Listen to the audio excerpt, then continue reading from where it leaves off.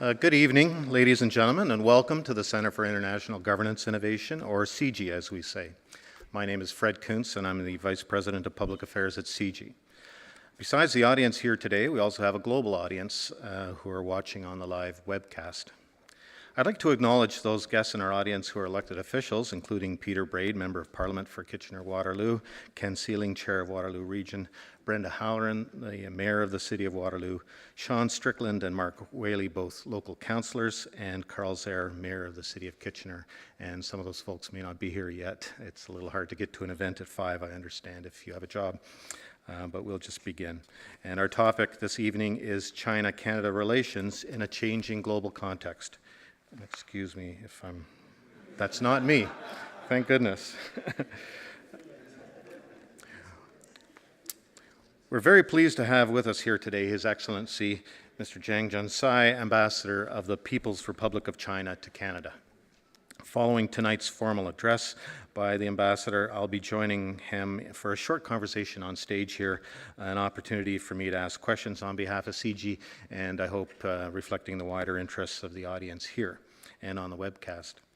As the title of today's address indicates, Canada and China's global economic and political interactions with the world are taking place in a changing international environment. And yet, on their own, China and Canada have been building an evolving relationship on many fronts and for many years. Discussions over energy, trade, international and human security have led to deep exchanges between the governments of both countries. Not only in business, but also in cultural arenas are we collaborating. For example, we saw the opening this past month of the Dazhou rock carvings exhibit at the museum in Waterloo, coming to us from a World Heritage Site in China. Recent news reports show us that this evening's event is more relevant than ever. Canada has recently announced a new ambassador to China, Mr. Guy St. Jacques, who will serve as Ottawa's key contact for further developing political and economic ties with Beijing. And while the proposed takeover of Nexon has been met with concern and praise, apprehension has also arisen over the Huawei company and its role in Canadian telecommunications. Combined with events outside of Canada, such as China's island territorial differences with Japan, an issue which is also attracting global attention, it's safe to say that China and its relationships with Canada and others will continue to be front of mind in our public discourse.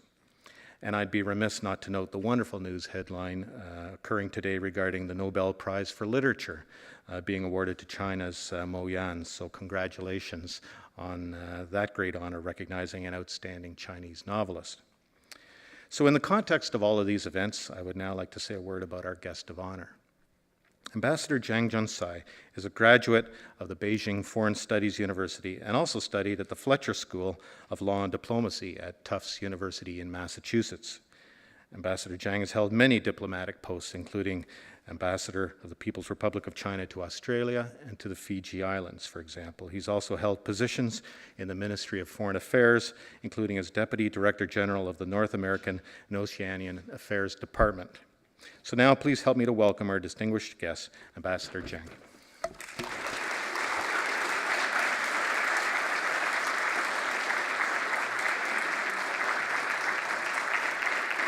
Thank you.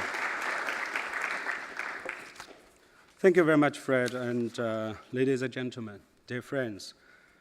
First of all, I wish to thank the host, CIGI, for inviting me to this beautiful city of Waterloo and giving me the chance to meet with friends, both old and new.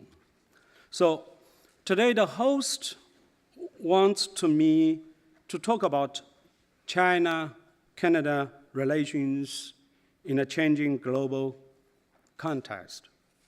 Let me start with the current international situation. A few days ago, I happened to visit CIGI's website. I saw headlines such as Europe date crisis, QE3 of the United States, Iran nuclear issues, the melting Arctic ice cap, and water management in Africa, BRICS, and multilateralism, G20, and so on and so forth. And those are really issues defining the world today. On the one hand, the United States and Europe are still suffering from the international financial crisis, and their economic recovery still lacks momentum. On the other hand, emerging economies, notably the BRICS, are rising as a group, bringing about the significant changes to the world order. So we also see some areas experience turmoil and quite a number of hot issues far from cooling down.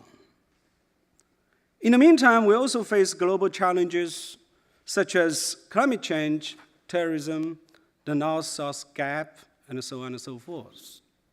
So in this increasingly interdependent world, no country can live well on its own.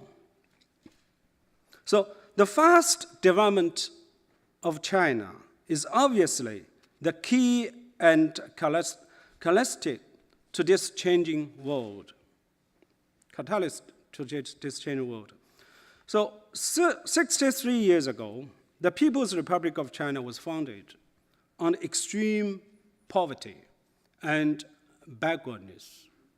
Now China is the second largest economy in this world.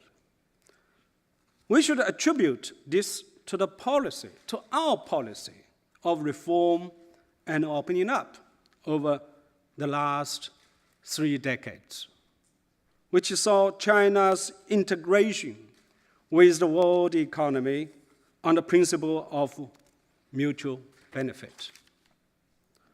On its way to the development and growth, China faces many problems, difficulties, and challenges.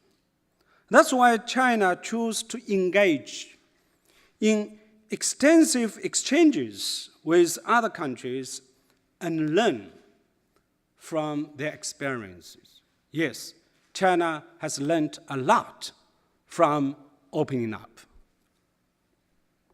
We attach great importance to our dialogues and cooperation with Canada too, be it in international affairs or economic and social development. And we propose to build this strategic partnership between our two countries in the year 2005, when my president visited Canada on the first occasion. So, ladies and gentlemen, it has been 42 years since our two countries established the diplomatic ties. In fact, Canada is among the first Western countries to enter into diplomatic relations with China, 8 years earlier than the United States, 2 years earlier than Australia, where I worked as the Chinese ambassador before coming here to Ottawa. So when the Chinese people are talking about this relationship, they always talk about the early establishment of our diplomatic relations. But more people are talking about the wheat trade between our two countries in the early 60s, when the embargo was still going on, when the famine took place in China in the early 60s.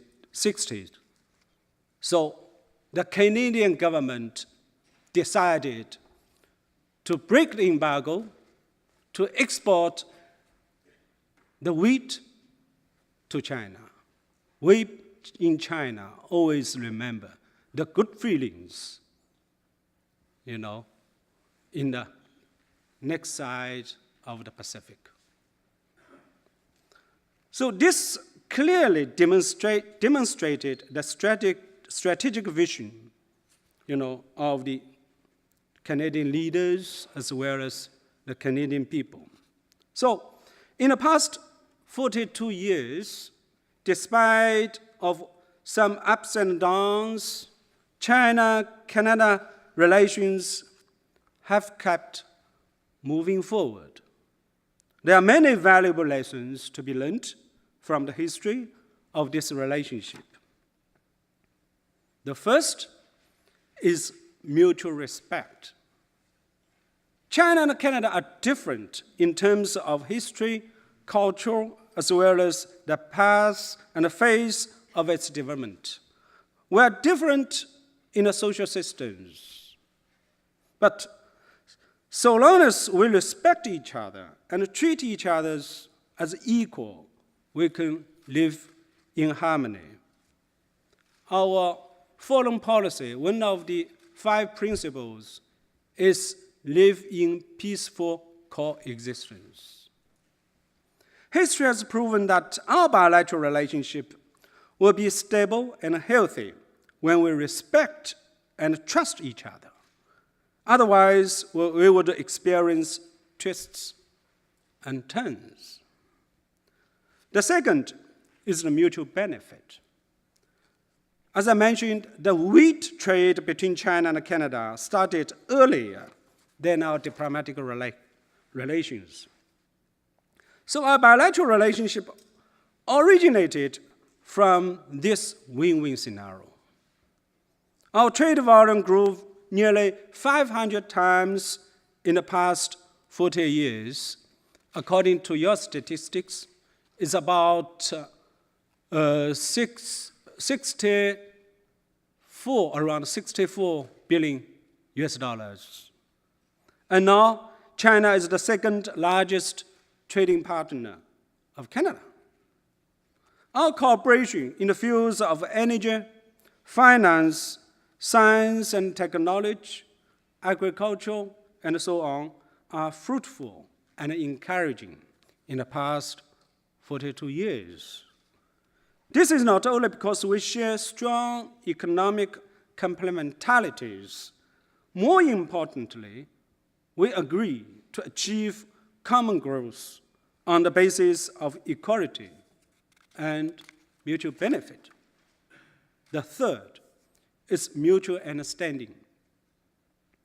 42 years ago, we knew very little about each other as two countries. But that has been long gone. Today, over 2,000 people travel back and forth between our two countries on each single day. More than the total number of the travelers in 1 year early in the 1970s. More and more direct flights have been opened to connect China and Canada. They are very busy. Yesterday, one of my counselor wants to go back on urgent business. It was very difficult for him to get a ticket. Last month, Mr. Dalton McKendy, the Premier of Ontario, met with Mr. Chen Deming, the Minister of Commerce of China, in Toronto on his visit to Canada. And of course, I attended the meeting. Mr. Premier told us that the story that China has sent 9 students to Canada right after our two countries established diplomatic ties, and 2 of them were homestaying at his house. As a result, one of them became the ambassador from China to Canada. So Mr. Premier made good friends with these young people and still keep close contact with them today. Now, there are over 70,000 Chinese students studying here in Canada. 9 students on the first year of the establishment of diplomatic relations, now 70,000 Chinese students. Just look at the numbers, the great changes taking place in China. So just imagine how many friends they will make and what they will bring to the relationship between our two countries. I hope in the future to be more ambassadors from those who studied once in Canada. Unfortunately, I was studying in the United States, but very closer. So when people get to know more about each other, they develop warm feelings. Then the gap, even as wide as the Pacific, can be narrowed. So, ladies and gentlemen, talking about China-Canada relations in this new global context, I think we still need to stick to the above-mentioned principles. But what else? I accidentally found some inspiring in CIGI, CIGI. The initials for the Center of International Governance Innovation. Here are the 4 key points. First, C. C for change. Living in today's world of profound changes, we need to adapt to those changes in a timely fashion. 42 years ago, in light of the international situation, as well as our national interest, leaders of our two countries made strategic decision to establish the ties, demonstrating the great political courage and vision. Today, 42 years later, in face of the great changes happening in the global politics, economy, energy, security, technology, etc., China and Canada share more and more converging interests. It becomes all the more necessary for us to strengthen our will to deepen cooperation and reach stronger consensus for shared growth. The current Canadian government has been moving steadily in its strategy of economic and trade diversification, making Asia, including China, its priority. Having seen this importance of and great potential in our bilateral cooperation under new circumstances, many Canadian think tanks have repeatedly called on the decision makers of this country to seize the opportunity in Asia and China in particular.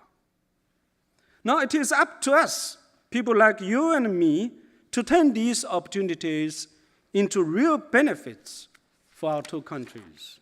I believe as long as we join hands together and move in the same direction, we'll get there.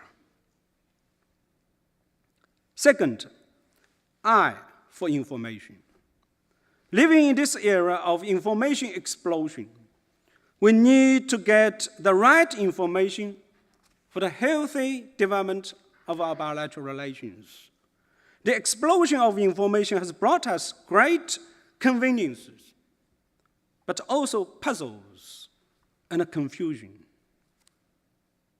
In this China-Canada relations, there's always problems which hasn't been addressed properly. That is, large amount positive information on China and the relations between our two countries has yet found its way to reach the general public here in Canada. This makes it difficult for the Canadian people to get comprehensive and objective understanding about China. For example, there has been quite a substantial media attention on the slowing down of China's economic growth this year. It seems that China miracle is about to come into its end. Actually, due to the efforts made by the Chinese government in transforming the mode of development and restructuring its economy, domestic demand and private investment have significantly raised their share in China's economic growth this year. And high-tech service industries are growing very fast, very fast. For instance, just finished long holiday, about 8 days holiday in China. Guess only for services income about 6 trillion RMB. So this is a very huge increase. It's about 17% than that of last year. So that is to say, the quality of China's economic growth is better than before. Otherwise, we could not have a sustainable economic development. We have to restructure our economy because we have developed to such a stage that it will be no longer sustainable if we mainly focus on 2 pillars, that is investment and export. What about domestic consumption? So in the last few years, we really gave the priority to the domestic consumption and restructure our economy. But it takes a little bit of time. But what I said, all these facts are ignored. Another example is about Chinese investment in Canada. For instance, with more and more Chinese investment coming to Canada in recent years, there was a loud cry for reciprocity.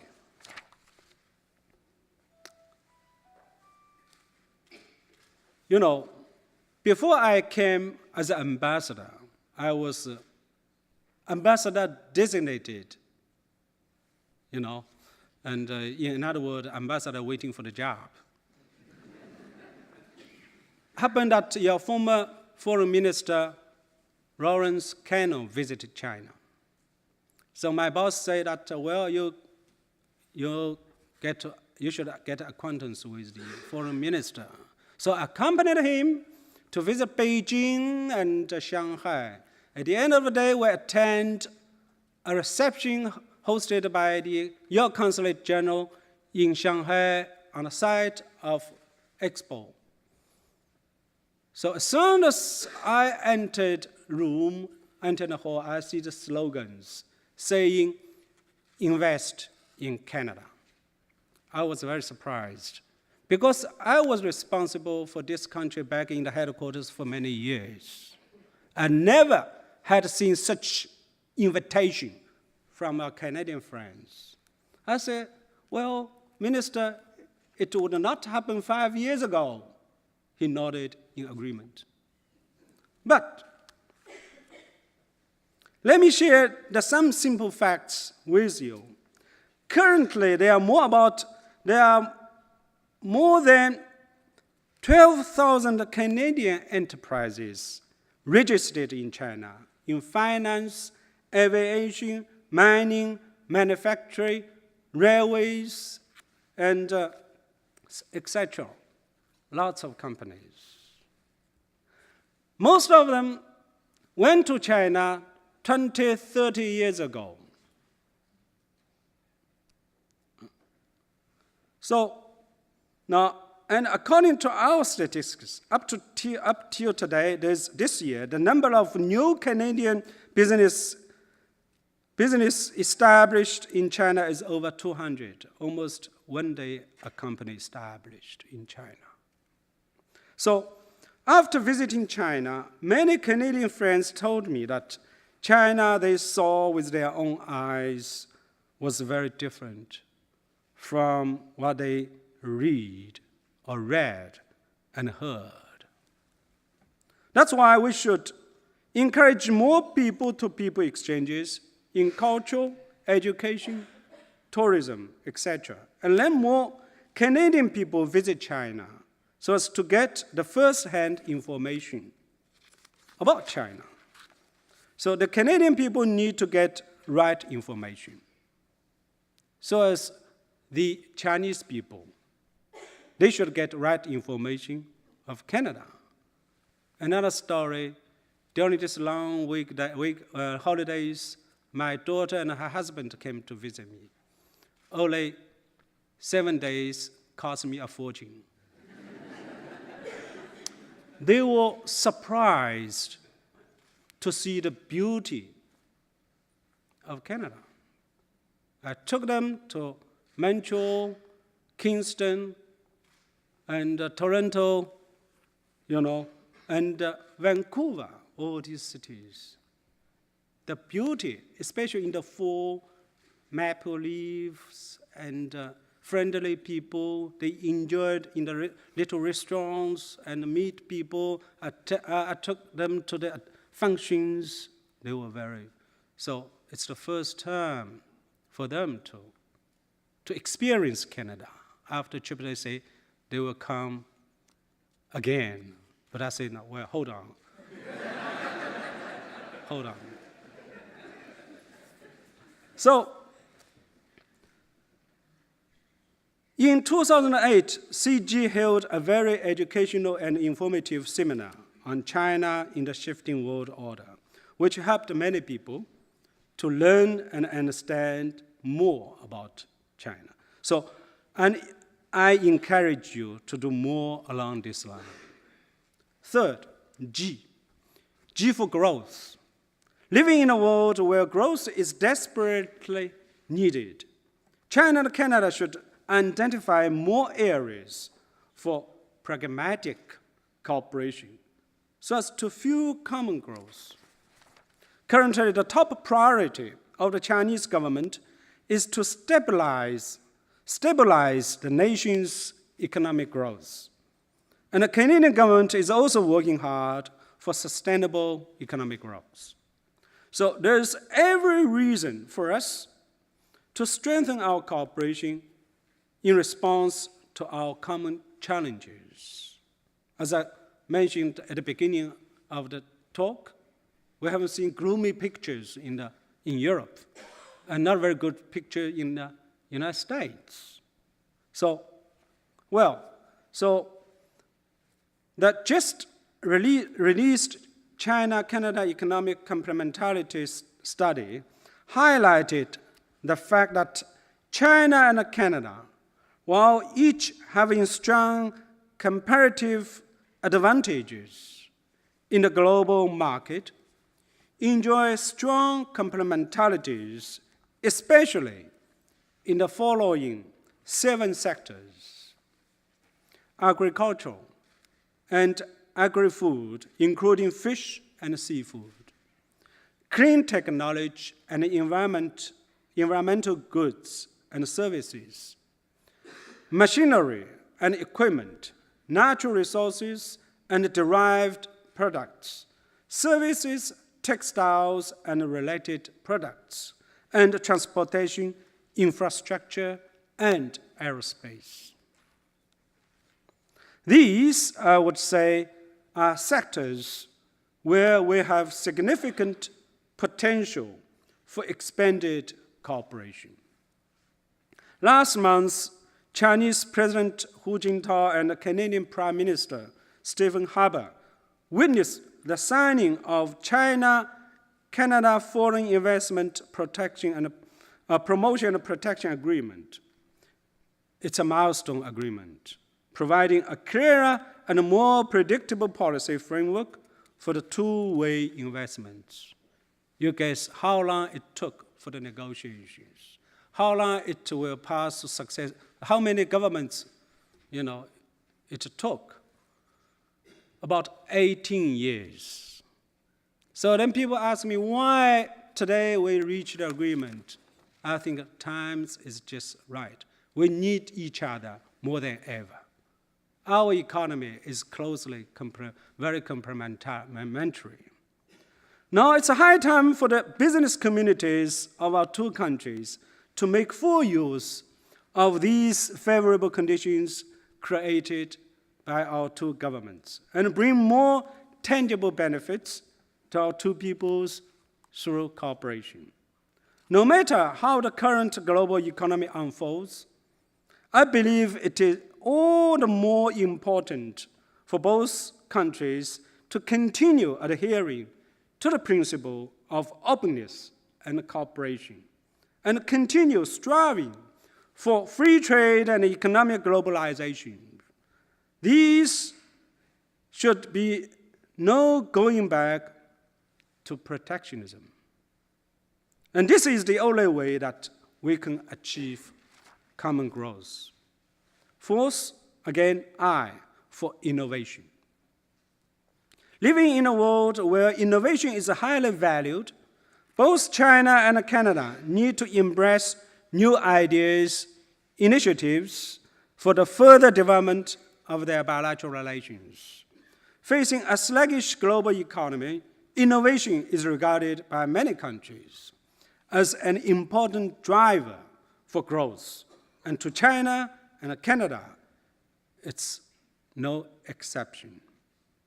If we were to push the Canada-China relationship to a new high, innovative ideas are very much needed. We can make innovation to the existing 20-some intergovernmental dialogue and cooperation mechanism. We can upgrade some of these dialogues to a higher level or add more content so that they can better adapt to the reality of our relationship. We need more exchanges and dialogues between our think tanks, respective institutions, scholars, and business communities. As I mentioned to the Vice President today, just now, say we need to promote second track dialogue. That helps a lot, not only to the government, to the better understanding of our two peoples.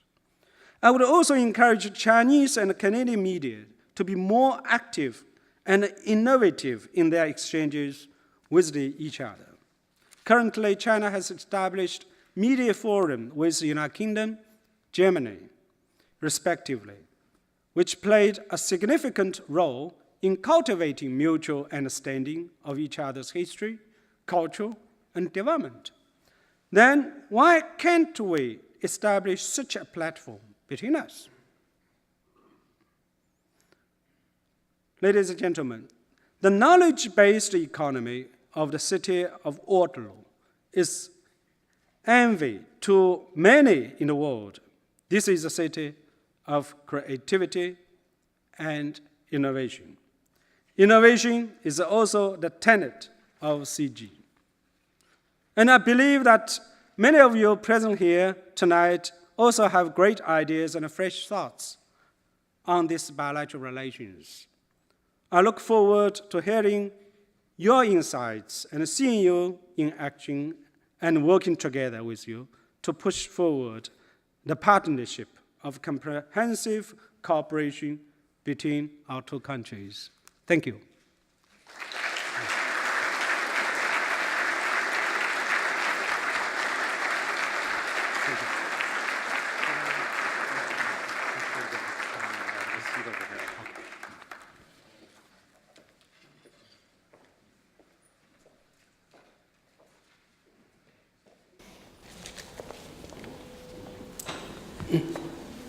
Well, thank you very much, Your Excellency, for your remarks tonight. Just do a little sound check, get the levels right. Very interesting, and certainly fascinated by some of the facts and figures you mentioned when you say 70,000 Chinese students in Canada. I believe many of them are right here at the University of Waterloo and Wilfrid Laurier, so we certainly see that every day. About 2,000 people flying between our countries every day, and figures like that are very interesting. Now, I've spent a couple of years here trying to get people to understand what CIGI stands for. I think they may be a little more confused now after this. But at least we can agree on innovation. I is for innovation. I'd like to thank you now for this conversation. We're about to have an opportunity to pose a few questions, if I may, on behalf of CIGI and the audience.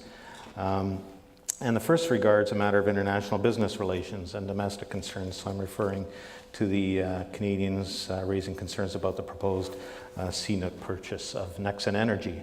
And so I wonder about your views on this, and are there concerns for Canada? Oh.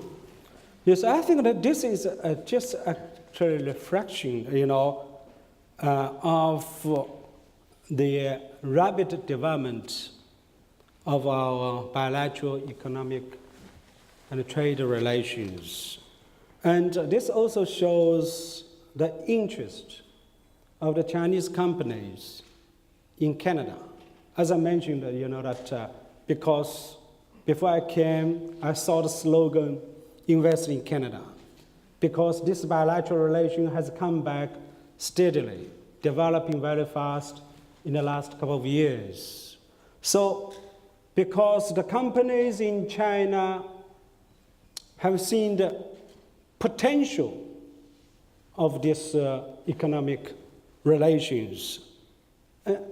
On the other side, that for Canada itself, the companies have seen the very transparent business environment and very mature regulations and laws, and especially the management, all, very, very, very, important for the Chinese companies.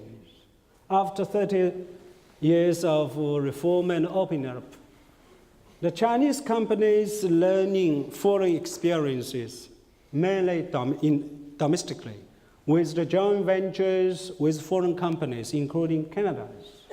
Now it's time for the companies going abroad to join in the international market.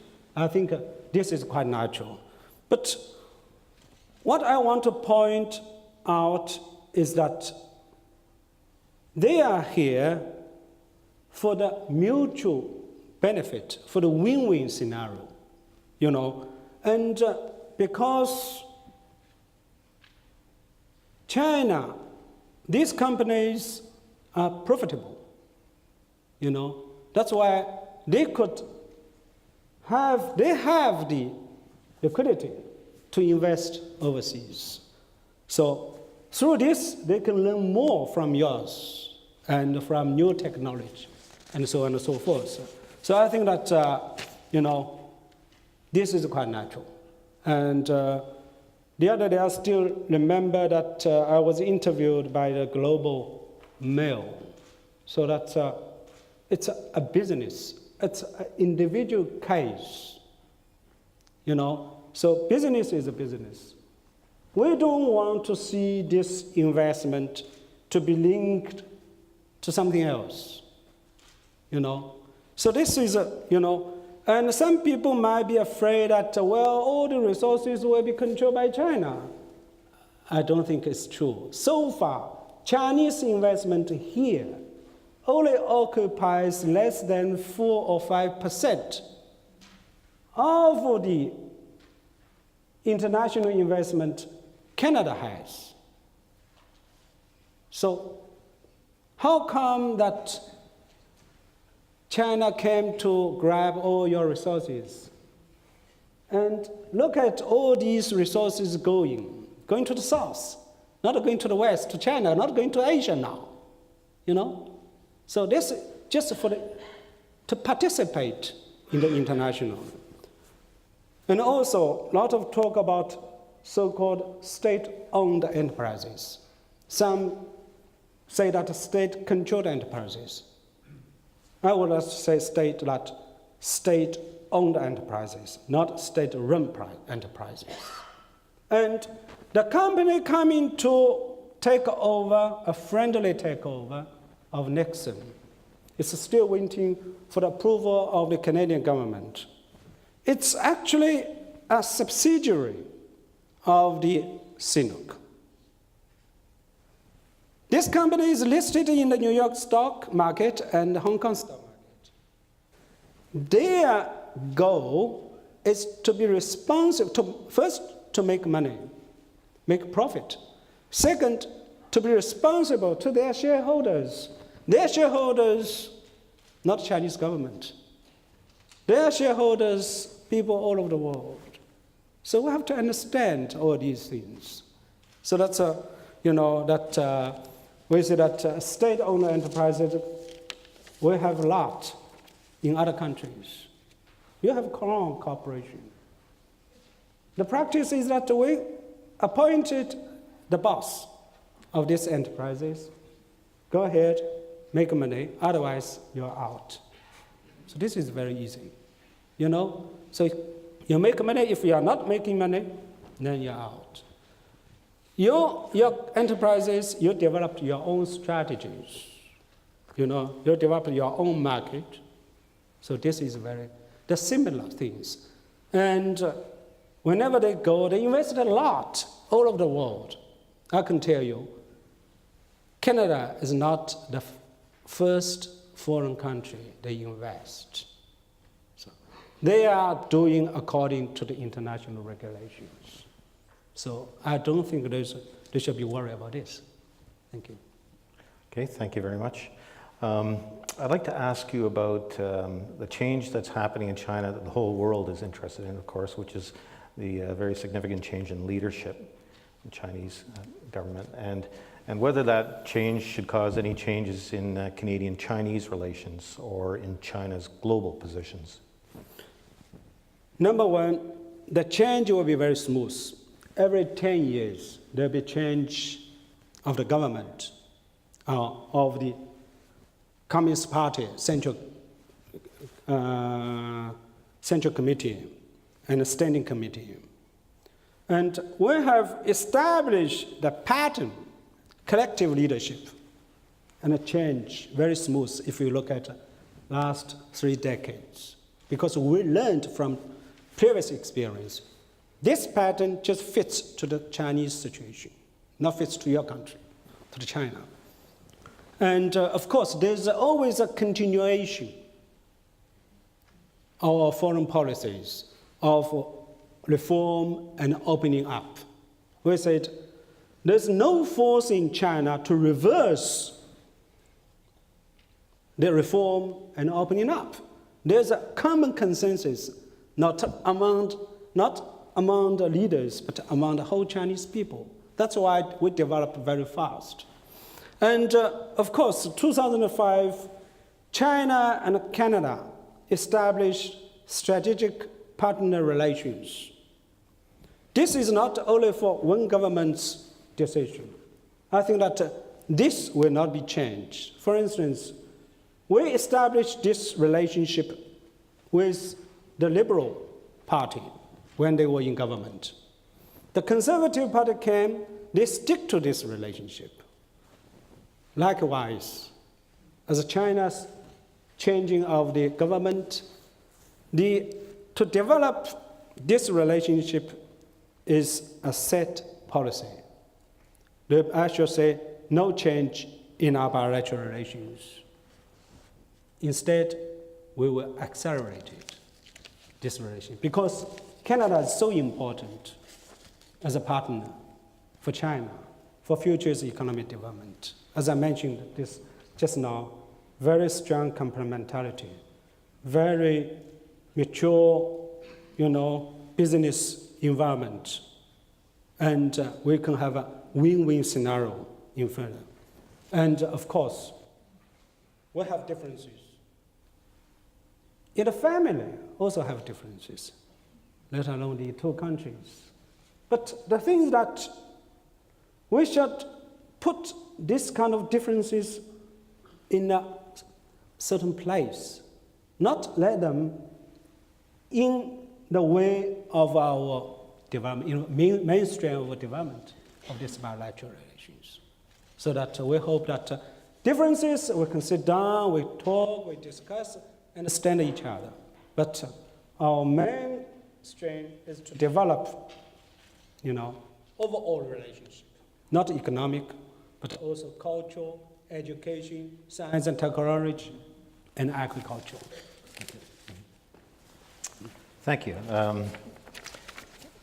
Certainly we see differences everywhere from families to at the international level, and of course we get more nervous if we see tensions among nations. So my next question regards what might be needed to resolve the current conflict between Japan and China over the Diao or Senkaku Islands. And in addition to a bilateral solution, is there any sort of international governance innovation that could help, such as a regional collective security arrangement for Asia, encompassing China and Japan and maybe the rest of East Asia? You know, 钓鱼岛 and its affiliated islands have been an integral part of China's territory since ancient times. You know, China has indisputable historical and legal, you know, evidence in this regard. You know, so Japan seized this island in a war with China, 1895, at the end of Sino-Japanese War, and forced then the Chinese government to sign an unequal treaty to seize these islands and other Chinese territory, including Taiwan. Taiwan and its islands once were in Japanese hands for 60 years, until the Second World War broke up. Japan invaded China. At the end of the day, then Japan was defeated by the United States and allies, and of course China included. And Japan the Yalta Conference decided that these territories should return to China. So this is you know that so the so by taking this such, you know, recently Japanese actually, you know, took, you know, unilaterally the action of so-called buy 钓鱼岛 island, nationalized. So this is a kind of infringe upon the Chinese, you know, territorial integrity. And if we check history, when we established relations with Japan, that the two leaders, and then Deng Xiaoping and his counterpart, agreed that now we'll have dispute on this territory, but we should set aside, you know, not touch that, for the future generation to solve. We develop our relations. This is a very sensible, you know, decision. In the past 30 years, two sides actually, on the whole, you know, stick to these principles. But suddenly, this action taken by the Japanese government, so angered by the majority of all the Chinese people. That's why this bilateral relations deteriorated very fast. So, as come to the territory integrity, we have no compromises. We stand fast, stay fast. This is our end. As you mentioned that where there should be the regional settlement on this, because this is bilateral issues. It's better for the two countries settle down. We advocate for the peaceful negotiation. We advocate that we ask Japan should come back to the negotiation table, should correct their wrongdoings. But if other countries involving, it will make things more complicated. So. Well, it's a very interesting approach. Just set it aside and leave it for later. I heard a radio program today say almost the same thing, that it's okay sometimes in a personal relationship to go to bed angry, because sometimes when you wake up in the morning, the problem is gone anyway. So maybe it's a similar approach.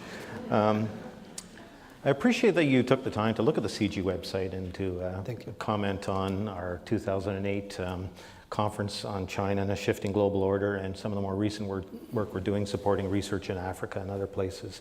And so I wanted to ask you, in your view, how can CIGI, as a Center for Independent Policy Analysis, contribute to a more prosperous and stable world? What is the role of think tanks, and what global policy issues can CIGI's research be focused on from a Chinese perspective?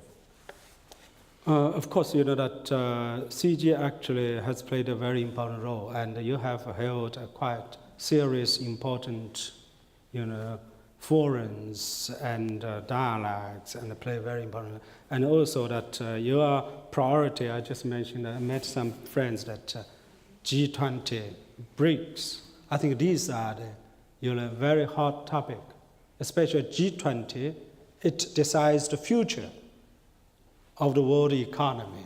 BRICS, it's a force should not be ignored. Yeah. They are emerging market and more important in the future's world affairs. I think that, CIGI like a prestigious, the organization should play more an important role in research, in participation, and other areas. And for us, the Chinese embassy here is always ready, to contribute our part. If it comes to the bilateral relations, or if it comes to the other regional issues, if you want to, the Chinese embassy do something, then we're always ready, try our best to help. I think that I just mentioned about the second track. It's a very important, platform, to help the media, the public, understand the importance of the subject you are doing, the research you are doing. So, thank you. We certainly agree with you that the two-track approach is a productive one, and through our Think 20 network, we're associated with think tanks around the world, including in G20 nations, including in China. So we appreciate your encouragement to continue that work. So thank you very much for taking these questions.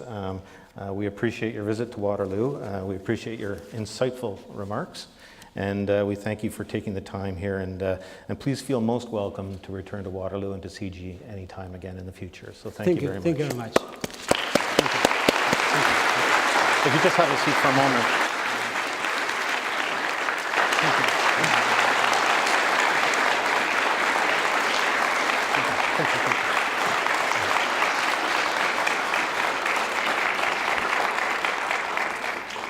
I'd also like to thank you, our audience, for coming here tonight, and to thank the online webcast audience for joining us. And I just want to mention the other CIGI events happening this month. There are 3 of them. On October 18th, CIGI and the Balsley School of International Affairs and the University of Waterloo will be hosting Brazil's ambassador to Canada as he speaks on Brazil and its prospects for the future. On October 24th, CIGI and the Balsley School present the launch of a new book, The Armageddon Letters, Kennedy, Khrushchev, Castro in the Cuban Missile Crisis. The book is by Balsley School faculty James Blight and Janet Lang, and that event includes the official opening of an art exhibit here at the CIGI campus, marking the 50th anniversary of the Cuban Missile Crisis. And then the next night, October 25th, CIGI and the Balsley School present a signature lecture called Empathy or Death, Applying the Lessons of the Cuban Missile Crisis in the 21st Century, featuring Philip Brenner of the American University and Kingston Reef of the Center for Arms Control and Non-Proliferation, both in Washington, D.C. So as always, stay tuned to our website and our events calendar, and thank you for coming to CIGI. Please have a safe journey home. Thank you again. Very good. Are rising as a group, bringing about the significant changes to the world order. So we also see some areas experience turmoil and quite a number of hot issues far from cooling down. In the meantime, we also face global challenges such as climate change, terrorism, the North-South gap, and so on and so forth. So in this increasingly interdependent world, no country can live well on its own. So the fast development of China is obviously the key and catalyst to this changing world. So 63 years ago, the People's Republic of China was founded on extreme poverty and backwardness. Now China is the second largest economy in this world. We should attribute this to the policy, to our policy of reform and opening up over the last 3 decades, which saw China's integration with the world economy on the principle of mutual benefit. On its way to the development and growth, China faces many problems, difficulties, and challenges. That's why China chose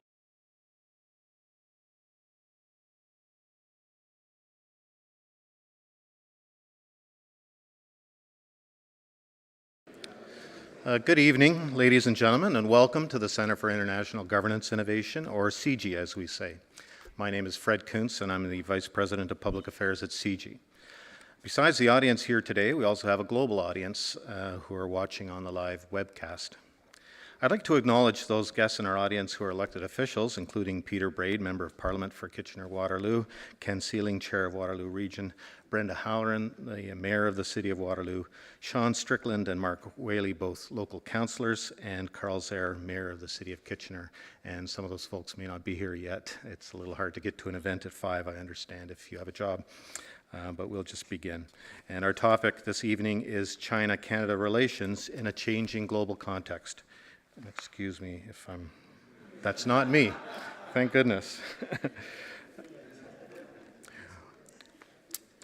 We're very pleased to have with us here today His Excellency, Mr. Zhang, Ambassador of the People's Republic of China to Canada. Following tonight's formal address by the Ambassador, I'll be joining him for a short conversation on stage here, an opportunity for me to ask questions on behalf of CIGI, and I hope reflecting the wider interests of the audience here and on the webcast. As the title of today's address indicates, Canada and China's global economic and political interactions with the world are taking place in a changing international environment.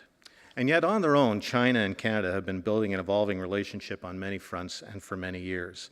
Discussions over energy, trade, international and human security have led to deep exchanges between the governments of both countries.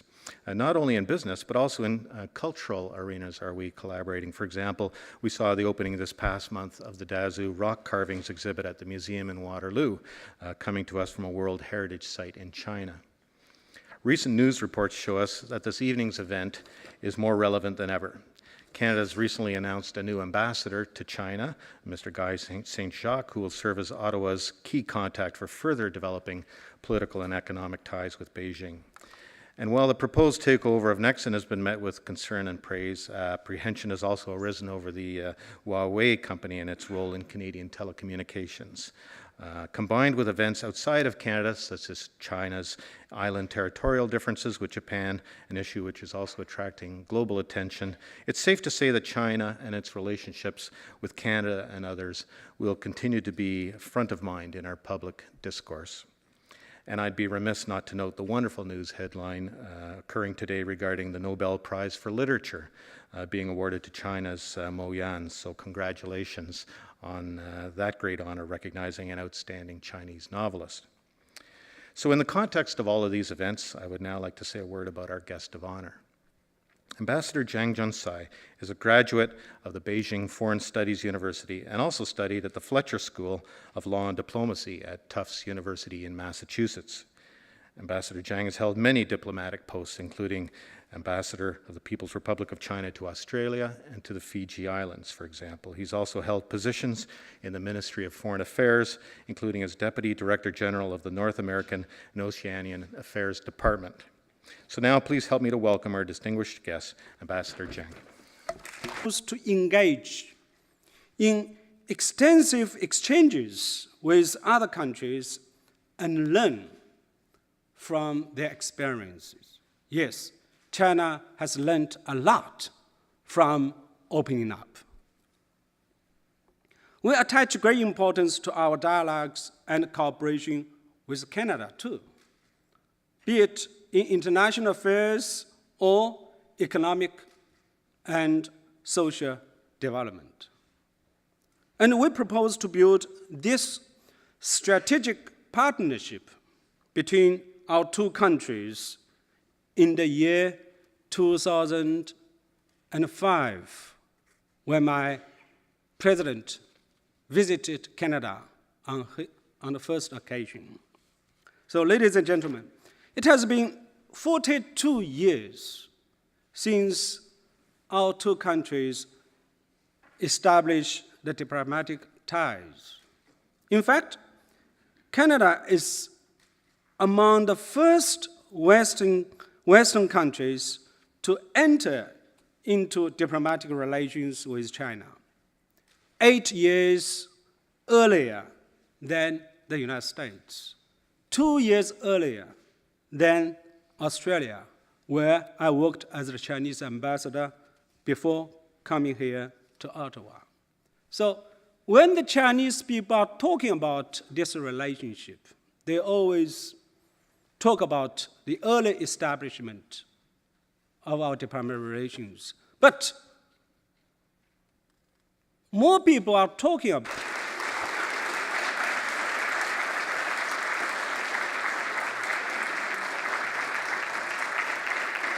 Thank you. Thank you very much, Fred, and ladies and gentlemen, dear friends. First of all, I wish to thank the host, CIGI, for inviting me to this beautiful city of Waterloo and giving me the chance to meet with friends, both old and new. So today, the host wants me to talk about China-Canada relations in a changing global context. Let me start with the current international situation. A few days ago, I happened to visit CIGI's website. I saw headlines such as Europe date crisis, QE3 of the United States, Iran nuclear issues, the melting Arctic ice cap, and water management in Africa, BRICS, and multilateralism, G20, and so on and so forth. And those are really issues defining the world today.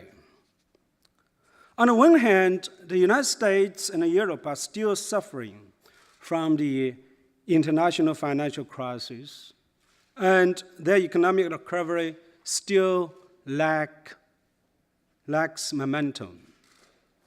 On the other hand, emerging economies, notably the BRICS,